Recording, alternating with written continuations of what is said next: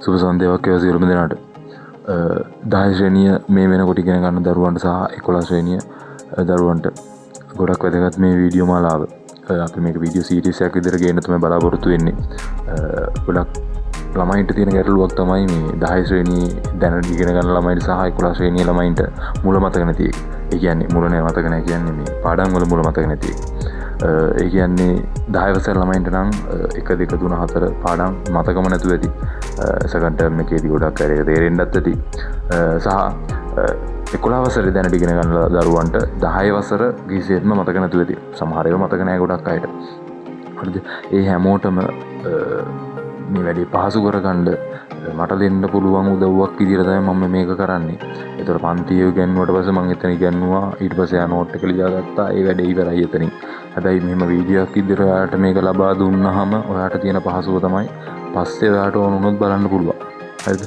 ඔයාලට පස්සේ ඕන වුණොත් බලන්න පුළුවන්. වීඩියෝ සීරීස් එකක් විදිහට YouTube එකට මේක නිකුත් කරනවා. එතකොට ඔයාලට මේක බලා ගන්න පුළුවන්. හරිද? ICT 10 ශ්‍රේණියේ පළවෙනි පාඩමේ ඉඳන් 9 වෙනි පාඩම දක්වාත් 11 ශ්‍රේණියේ පළවෙනි පාඩමේ ඉඳන් 6 වෙනි පාඩම දක්වාත් පිළිවෙලකට මේ වීඩියෝ සීරීස් එක දිගේ යනවා. හරිද? එතකොට ඔයාලට ඒක දිගේ බලා ගන්න පුළුවන්. එතකොට හරි 10 වසරේ පළවෙනි පාඩම ඒ කියන්නේ තොරතුරු හා සංවේදන තාක්ෂණයේ පාඩම අධ්‍යයනයේ පහසුව සඳහා අපිට පුළුවන් ප්‍රධාන ආකාර 5කට බෙදන්න. හරිද? එකක් දත්ත සහ තොරතුරු. ඒ කොටස. ඊට පස්සේ ඒ කියන්නේ ඒ කොටස ඇතුලේ දත්ත සහ තොරතුරු ගැන තමයි කතා කරන්න තියෙන්නේ. ඊට පස්සේ ඊළඟ කොටස පද්ධති. හරිද?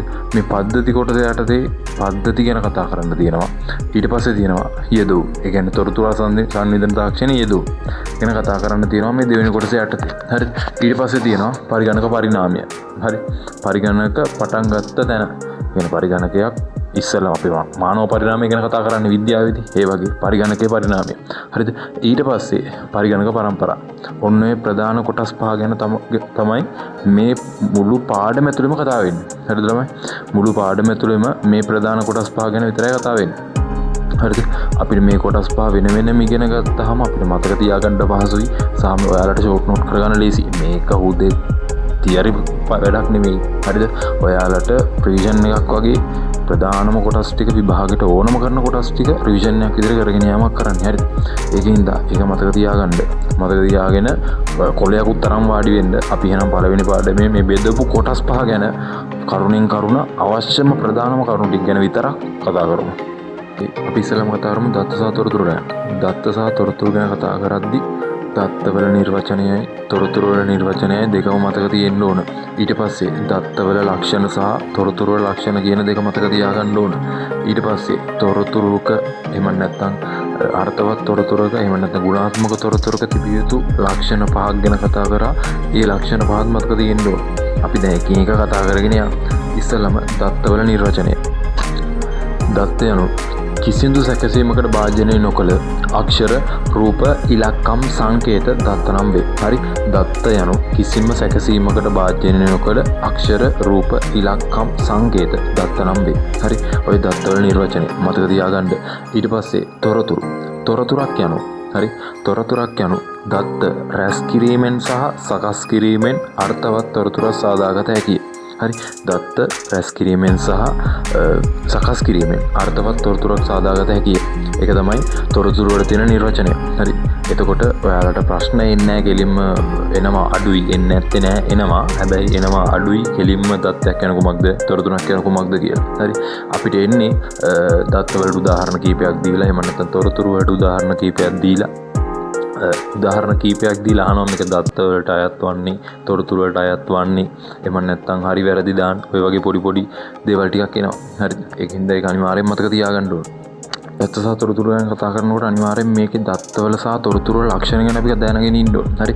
දත්තයක් නිතරම සකසලා නැහැ, පැහැදිලි නැහැ, තේරුම් ගන්න බෑ. හරි? දත්ත දිහා බලලා අපිට කිසිම මේ අදහසක් ගන්න බෑ. හරිද? හැබැයි තොරතුරු ඒ වගේ නෙමෙයි. තොරතුරු පැහැදිලි. ඒක යම් සැකසීමකට ලක් කරලා තියෙන්නේ. ඒකින්ද ඒක දිහා බලලා අපිට තීරණයක් ගන්න පුළුවන්. උදාහරණයක් විදිහට කිව්වොත් එහෙම ළමයෙකුගේ වාර විභාගයක මුළු ලකුණු ඒක තොරතුරක්. ඒ කියන්නේ ලකුණු එක එක විෂයන් වල ලකුණු එකතු කරලා සකස් කරලා තමයි මුළු ලකුණු අරන් තියෙන්නේ. ඒ වගේම ළමයෙකුගේ පන්තියේ වෙනිය ඒක අර ලකුණු අනුව අනිත් ළමගේ ලකුණුත් එක්ක එකතු කරලා සකසලා යම්කි සැකසීමකට දත්ත ටිකක් එකතු කරලා සැකසීමට ලක් කරලා තමයි මේ තොරතුරු හදලා තියෙන්නේ. එතකොට ඒව තොරතුරු. හරි. ඒ වගේ පොඩි පොයින්ට්ස් තියෙනවා. ඒවා ඔබ දැනගන්න නම් මේ දත්තවල සහ තොරතුරු වල ලක්ෂණ දැනගෙන ඉන්න ඕන. ඒක මතක තියාගන්න. හරිද? ඊට පස්සේ අපිට යන්න තියෙනවා දත්ත තොරතුරු කතාව. හරි. තොරතුරු වල ගුණාත්මක තොරතුරක තිබිය යුතු ලක්ෂණ. හරි. ගුණාත්මක තොරතුරක තිබිය යුතු ලක්ෂණ 5ක් ගැන කතා කරා. එකක් අදාළ බව. හරි. අදාළ වෙන්න ඕන. අදාළ බව. ඊට පස්සේ අංග සම්පූර්ණ බව. ඒ තොරතුරු අංග සම්පූර්ණ වෙන්න ඕන. ඊට පස්සේ කාලීන බව. හරි. කාලීන වෙන්න ඕන. ඊට පස්සේ එම තොරතුර නිර්වද්‍ය වෙන්න ඕන. ඒක නිවැරදි වෙන්න ඕන. හරි. ඒ වගේම එම තොරතුර ලබා ගැනීම සඳහා පිරිවැය අවම වෙන්න ඕන. දැන් 5ක් කිව්වා. අංග සම්පූර්ණ. හරි. ගුණාත්මක තොරතුරක තිබිය යුතු ලක්ෂණ 5ක් කිව්වා. අදාළ බව, ඊට පස්සේ අංග සම්පූර්ණ බව, ඊට පස්සේ කාලීන බව, ඊට පස්සේ නිර්වද්‍යතාවය, ඊට පස්සේ පිරිවැය අවම වීම. හරිද? ඔය පහත් මතක තියාගන්න. අනිවාර්යෙන් එක එක පටලවල අහන්න පුළුවන්. අපි ඊළඟට කතා කරනවා මේ පද්ධති කියන අණු කොටස ගැන. හරි. පද්ධති කියන අණු කොටසේ අපිට කතා කරන්න තියෙනවා නිර්වචන දෙකක්. එකක් පද්ධතියක් යනවා, ඊළඟ එක පරිගණක පද්ධතියක් යනවා. ඒ නිර්වචන දෙකයි ඊට පස්සේ පද්ධතියක සංඝටකයි කතා කරලා ඊට පස්සේ අපි අවට පද්ධති. ඒ කියන්නේ අපවට පද්ධති ගැන කතා කරන්න තියෙනවා. හරි. ඔය ප්‍රධාන අනුමාත්‍රිකා ටික ගැන තමයි කතා කරන්න තියෙන්නේ. හරි. පද්ධතියක් යනු කියලා ඇහුවොත් අපිට පද්ධතියක් යනු කියලා ඇහුවොත් අපි සාමාන්‍ය සමාජ අපි පද්ධති කියලා කියන ඒවා අපි සලකලා බැලුවොත් එක්සැම්පල් එකක් පාසල් පද්ධතිය. හරි. පද්ධතියක් කියලා අපි බැලුමට අඳුරගන්නේ මොකකින්ද කියලා හිතලා බැලුවොත් අපි පද්ධතියක් කියලා කියන්නේ ඒකේ සංඝටක. එහෙම නැත්නම් විශාල පිරිසක් විශාල සංඝටක කිහිපයක් එකතු වෙලා තියෙන තැනක්. හරි. පාසලක් කියවම විදුහල්පති ඉන්නවා, ඊට පස්සේ ගුරුවරු ඉන්නවා, ළමයි ඉන්නවා, ඩෙස් බංගු තියෙන ඒ වගේ සංඝටක ගොඩක් එකතු වෙලා එක දෙයක් වෙනුවෙන් වැඩ කරන තැනක් තමයි පද්ධතියක් කියලා කියන්නේ. හරි. ඒතර පද්ධතියක් යන නිර්වචනය කරන්න කිව්වොත් අනිවාර්යෙන්ම නිර්වචනය තුල තියෙන්න ඕන. හරි. මේ පද්ධතියක සංඝටක ගොඩක් තියෙනවා. සංඝටක කිහිපයක් තියෙන්න ඕන. හරි. සංඝටක කිහිපයක් තියෙන්න ඕන එකක්. ඊට පස්සේ එකම අරමුණක් වෙනුවෙන් වැඩ කරන්න ඕන. ඒ හැමෝම එකම අරමුණක් වෙනුවෙන් වැඩ කරන්න ඕන. ඒ වගේම එකම කාලයක් තුර කටයුතු කරන්න ඕන. හරි.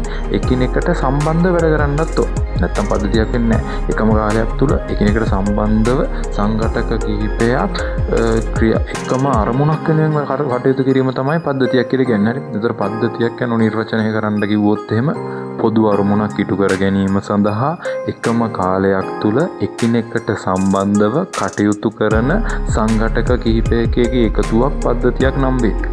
හරි. පොදු අරමුණක් ඉටු කර ගැනීම සඳහා එකම කාලයක් තුල එකිනෙකට සම්බන්ධව කටයුතු කරන සංඝටක කිහිපයකගේ එකතුවක් පද්ධතියක් නම් වේ කිව්වම හරි. හරි. පද්ධතියක් යනුත් හරි. ඊට පස්සේ පරිගණක පද්ධතියක් යනවා. පරිගණක පද්ධතියක් යන කිව්වම පොඩි වෙනසක් තියෙනවා අපි කියනකොට පරිගණකයෙන් කෙරෙන කාර්යයන් ටික කියන්න ඕන.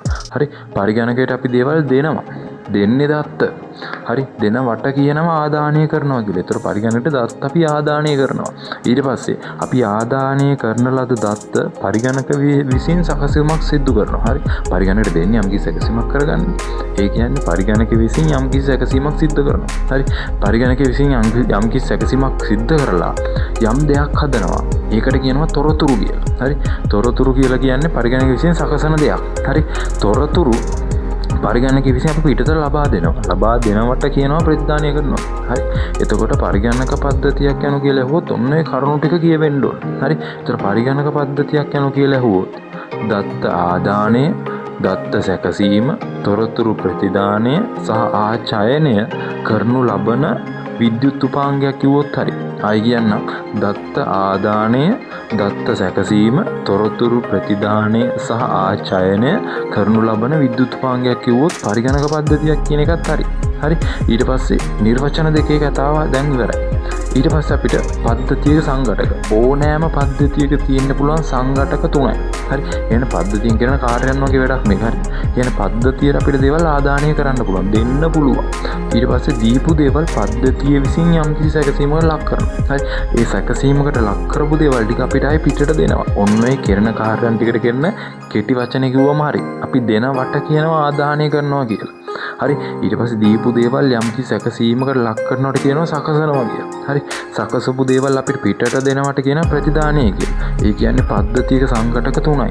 එකක් ආදානය ඉංග්‍රීසියෙන් නම් ඉන්පුට් ඊළඟ එක සැකසීම ඉංග්‍රීසියෙන් නම් process ඊට පස්සේ එක ප්‍රතිදානය ඉංග්‍රීසියෙන් නම් output. හරි input process output කියන තුන. හරි ඔය තුන තමයි පද්ධතියක සංඝටක. ඒතර පද්ධතියක වැඩත් ඉවරයි. හරිද? පද්ධතියක කාරණාත් ඉවරයි. ඊට පස්සේ අපිට කතා කරන්න තියෙනවා තොරතුරු හා සංවේදන තාක්ෂණයේ යෙදවුම්. තොරතුරු හා සංවේදන තාක්ෂණයේ භාවිත. ඔය කොහොම කිව්වත් එකයි. තොරතුරු හා සංවේදන තාක්ෂණයේ යෙදවුම් ඔයාලගේ සිලබස් එකේ හැටියට කොටස් කීපයකට බෙදලා තියෙනවා. හරි යෙදවුම් තොරතුරු හා සංවේදන තාක්ෂණ කියන්නේ ICT අයිකත් කියලා ඉන්න ඕන. ICT සමහර ළමයි ඉන්නවා ICT කියන වචනේ තේරුම දන්නේ නැති. ඒ කට්ටියට මේ පොඩ්ඩක් කියන්නේ හරි. ICT කියලා කියන්නේ Information and Communication Technology. කියන්නේ තොරතුරු හා සංවේදන තාක්ෂණය කියන එක. ඒක අනිවාර්යෙන් මතක තියාගන්න. හරි. තොරතුරු හා සංවේදන තාක්ෂණය. තොරතුරු හා සංවේදන තාක්ෂණයේ යෙදවුම් තමයි ඊළඟට ඔයාලා කතා කරන්න තියෙන්නේ. හරිද? තොරතුරු හා සංවේදන තාක්ෂණයේ යෙදවුම් ඔයාලගේ සිලබස් එකේ බෙදලා තියෙන කොටස් කීපයකට. එකක් රාජ්‍ය.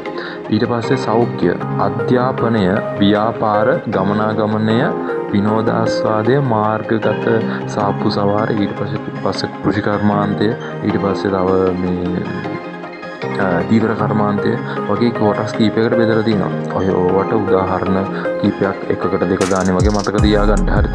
ඒ කියන්නේ ඔය වගේ දේවල් වලදී තොරතුරු හා සංවේදන තාක්ෂණයේ භාවිතය. උදාහරණයක් කෘෂි කර්මාන්තයේදී භාවිතා කරනවා තොරතුරු හා සංවේදන තාක්ෂණය ඩ්‍රෝන් තාක්ෂණය මගින් මේ විවිධ කෘෂි භූමිනාශක යෙදීම සඳහා. ඊට පස්සේ කෘෂි කර්මාන්තයේදී භාවිතා කරනවා ස්වයංක්‍රීය වල්පැල උගුලන.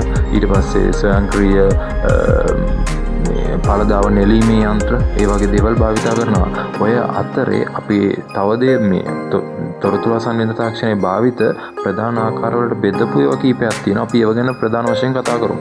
එකක් රාජ්‍ය. රාජ්‍ය බෙදලා තියෙනවා පුතා ප්‍රධාන කොටස් 4කට. එකක් G2G, ඊට පස්සේ G2C, G2E, G2B කියලා. හරි. G2G කියලා කියන්නේ අපේ රාජ්‍ය යම්කිසි රාජ්‍යයක් විසින් වෙනත් රාජ්‍යයන් සඳහා සපයන සේවා. ඊට පස්සේ G2C කියලා කියන්නේ රාජ්‍යයක් විසින් එම රාජ්‍යයේ පුරවැසියන් සඳහා සපයන සේවා. ඊට පස්සේ G2E කියලා කියන්නේ රාජ්‍යයක් විසින් එම රාජ්‍යයේ රාජ්‍ය සේවකයන් සඳහා සපයන ලද සේවා. ඊට පස්සේ G2B කියලා කියන්නේ රජයක් විසින් රජයේ තියෙන ව්‍යාපාර සඳහා යොදවන සේවා. හරිද? ඒ දේවල් ටිකක් මතක තියාගන්න. රාජ්‍ය බෙදලා තියෙන ප්‍රධාන කොටස් 4කට. එකක් G2B, ඊට පස්සේ එක G2G, ඊට පස්සේ එක G2C, ඊට පස්සේ එක G2E. හරිද? ඔය ටික මතක තියාගන්න. ඕවට උදාහරණත් එක එක මතක තියාගන්න. හරි මේක රිවිෂන් එකක් ඉඳ එකකින් එකට කියන්න යන්නේ. ඊට පස්සේ සෞඛ්‍ය. සෞඛ්‍ය කියන එක බෙදලා තියෙන ප්‍රධාන ආකාර දෙකකට. එකක් දුරස්ථ සෞඛ්‍ය රැකවරණයයි. ඊට පස්සේ වෛද්‍ය පරීක්ෂණ සඳහා භාවිතය.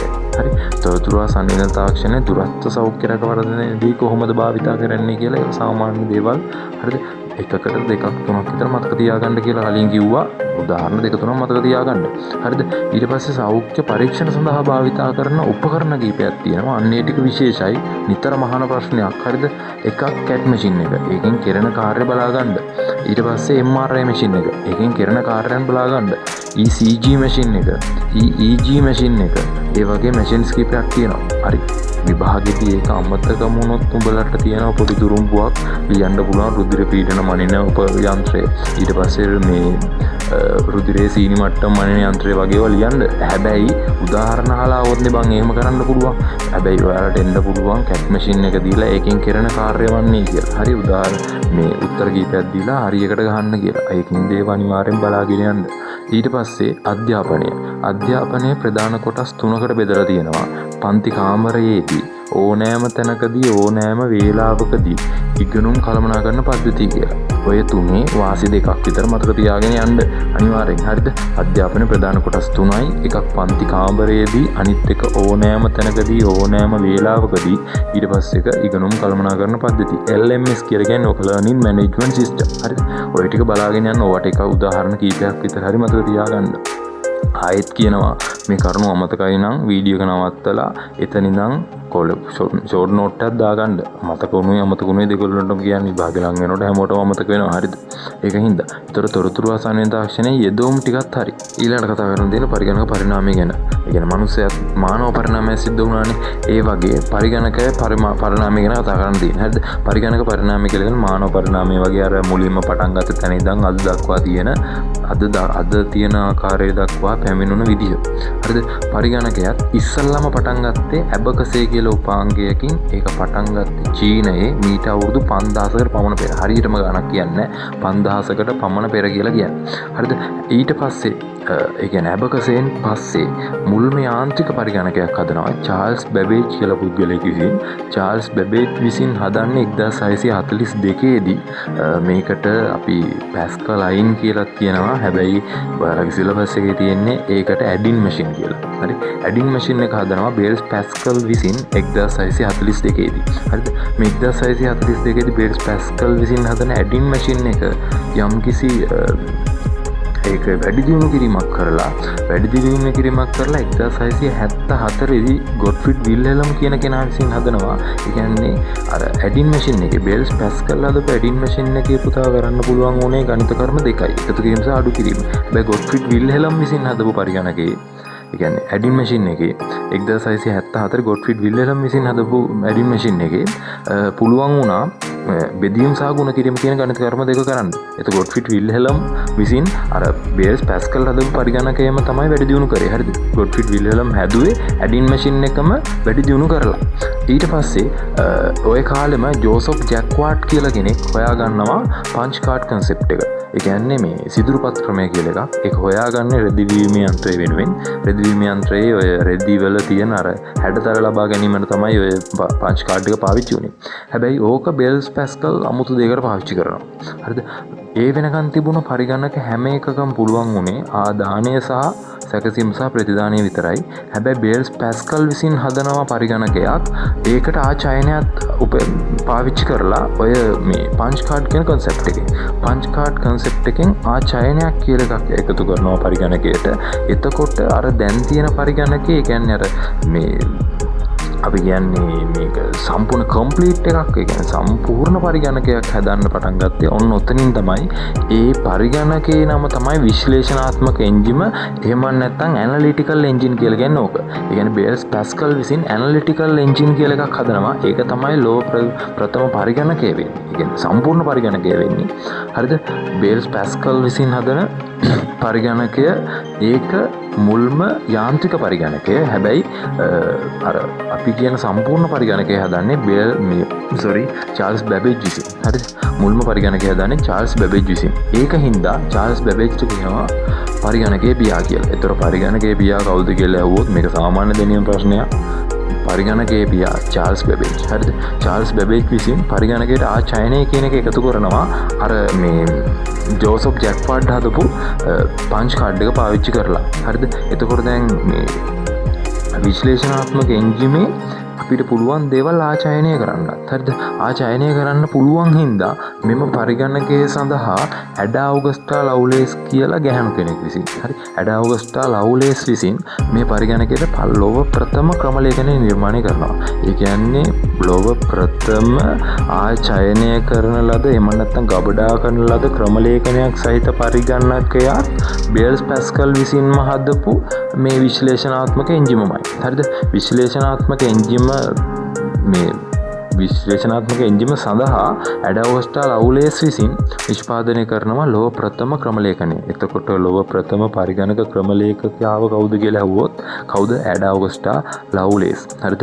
ලොව ප්‍රථම පරිගණක ක්‍රමලේඛිකාව ඇඩාවස්ටා ලව්ලේස්.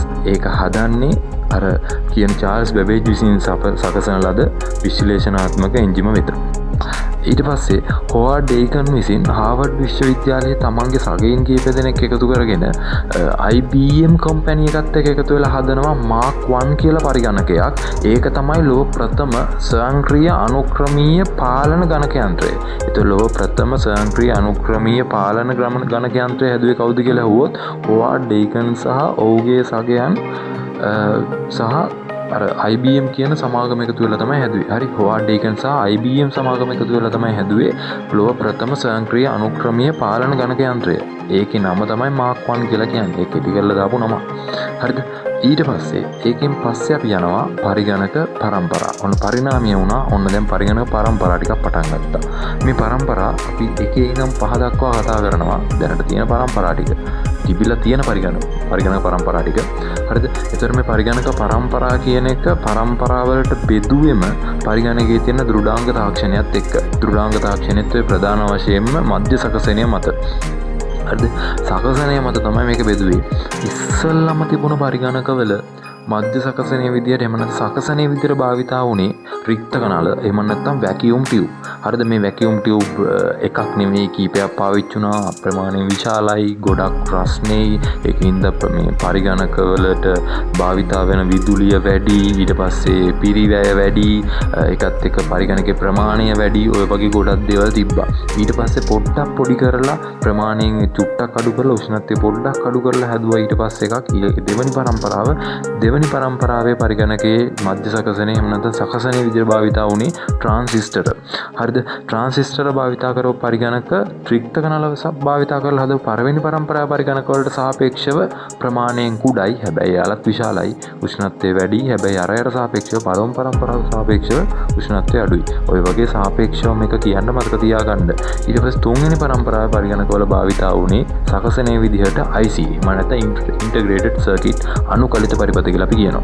ඊට පස්සේ හතරවෙනි පරම්පරාවට එනකොට භාවිතා වුණේ හතරවෙනි පරම්පරාව කියලා කියන්නේ අපි සාමාන්‍ය මුල් කාලයේ භාවිතා කරපු පරිගණක සහ දැනටත් යම් කිසි ප්‍රමාණයක් භාවිතා වෙනවා. විශාල ප්‍රමාණයේ අනුකලිත පරිපථ තමයි භාවිතා වුණේ. හරිද? ඕකට තමයි VLIC කියලා කියන්නේ. හරි? very large මේ integrated circuit කියලා කියන්නේත් ඕක VLIC කියලා කියන්නේ ඕක. ඒ කියන්නේ මේ විශාල ප්‍රමාණයේ අනුකලිත පරිපථ. ඕකටම තමයි ශුද්ධ සකසනය කියලා කියන්නේ. හරිද? දැන්ට භාවිතා වෙන පරිගණකවල භාවිතා වෙන ශුද්ධ සකසනයනේ. ඒකට කියනවා VLIC කියලා. හරිද? මේ විශාල ප්‍රමාණයේ අනුකලිත පරිපථ. ඊට පස්සේ අපි කතා කරනවා පස්වෙනි පරම්පරාව. දැන් එන්න ගමන් තියෙන එක. ඒ කියන්නේ දැනටමත් අපි යම් කිසි ප්‍රමාණයකට මේක භාවිතා වෙනවා. ඒකේ භාවිතා වෙන්නේ අධි ප්‍රමාණයේ අනුකලිත පරිපථ. හරිද? අධි ප්‍රමාණයේ අනුකලිත පරිපථ ඕකේ භාවිතා වුණ ඊට පස්සේ ඔය එකින් එකට භාවිතා වුණ සොෆ්ට්වෙයාර්ස් මතක තියාගන්න. ඔයාලට මතක තියෙන්නේ ඒව භාවිතා කරලා හදපු මේ එකින් එක පරිගණක පරම්පරාවල තිබුණ පරිගණක පද්ධති ඔය IBM මිනිමැක් ඒ වගේ දේවල්. හරිද? ඊට පස්සේ IBM ඔය මේ 70 ඔය වගේ දේවල් තිබුණානේ. ඒ වගේ දේවල් පොඩ්ඩක් බලා ගන්න. ඊට පස්සේ ඔය එකින් එකට තිබ්බ මෘදුකාංග ඒ කියලා කියන්නේ ඔය මේ graphical user interfaces පටන් ගත්ත තැන. ඊට පස්සේ අර ඒ වගේ දේවල් තියෙනවානේ. ඊට පස්සේ මුල්ම මේ අර පරිගණක කේතකරණයේ සහිත ඒ කියන්නේ මේ ක්‍රමලේඛනයේ සහිත පරිගණක පටන් ගත්ත තැන ඔය වගේ දේවල් හොඳට බලා ගන්න. හරිද? එතකොට අපේ පළවෙනි මේ පාඩමේ වැඩ කටයුතු ටික ඉවරයි. ඔය ටික බලාගත්තාම ඔයාලට මේ ෂෝට් නෝට් එකක් විතර දීපු හින්දා මම ආයිත් කියන්නේ මේකේ තියෙන්නේ අත්‍යවශ්‍යම කරුණු ටික විතරයි. ඔයාලට බලා ගන්න ඕන ටික කිව්වා නැත්තම් වීඩියෝ එකක් දික් වෙනවා. උඹලටත් බලන්න කම්මැලි වෙනවා. හරි. ඒ දේවලුත් එක්ක පළවෙනි පාඩමේ වැඩ කටයුතු ඉවරයි. හරිද? මේක වීඩියෝ සීරීස් එකක් විදිහට යන්නේ. දෙවෙනි පාඩමේත් එක්ක හම්බෙමු. බොහොම ස්තුතියි.